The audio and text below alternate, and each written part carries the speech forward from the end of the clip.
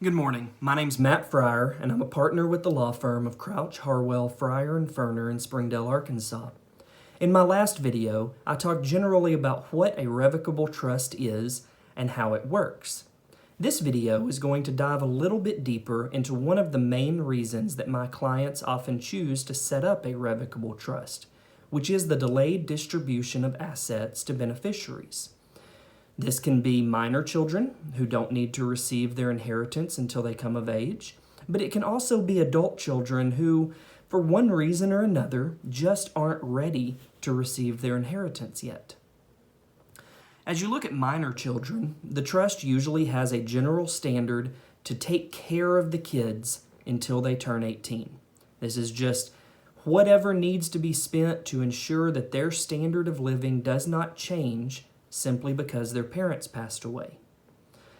There are usually rules in there that say, when my kid turns 16, buy them a car, though we can tie that purchase to certain standards with regard to behavior or grades. We can say what type of car to buy. We can make the kid pay for half of the car. The fun thing about a trust is you get to set the rules. We often set up that when the child graduates high school, we'll pay for college out of the trust.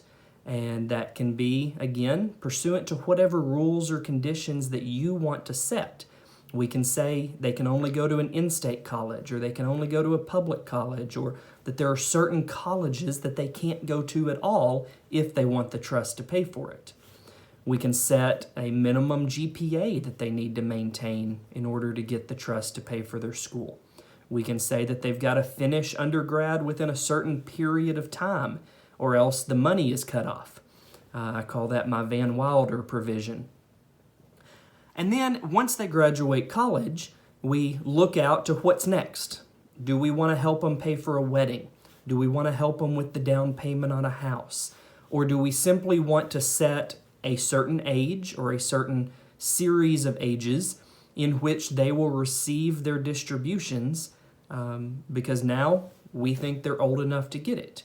I rarely encourage clients to set an age under 25. It's often that people do a certain amount at 25, a certain amount at 28, 30, 32, 35.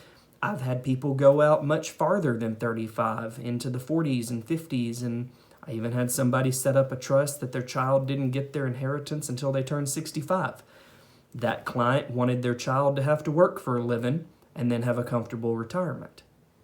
So the fun thing about the trust, like I said earlier, is you get to set the rules. You get to say, here's what I have, here's who it's going to, and here's when and how and upon what conditions that person gets that wealth.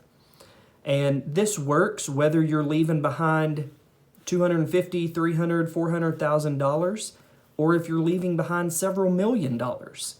A revocable trust will allow you to set up the rules by which your money is distributed out over time to whoever you choose to have it.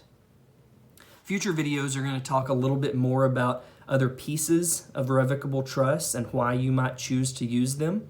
And then we're going to jump off into something a little bit more complicated as we talk about irrevocable trusts and Medicaid planning. I'll see you soon.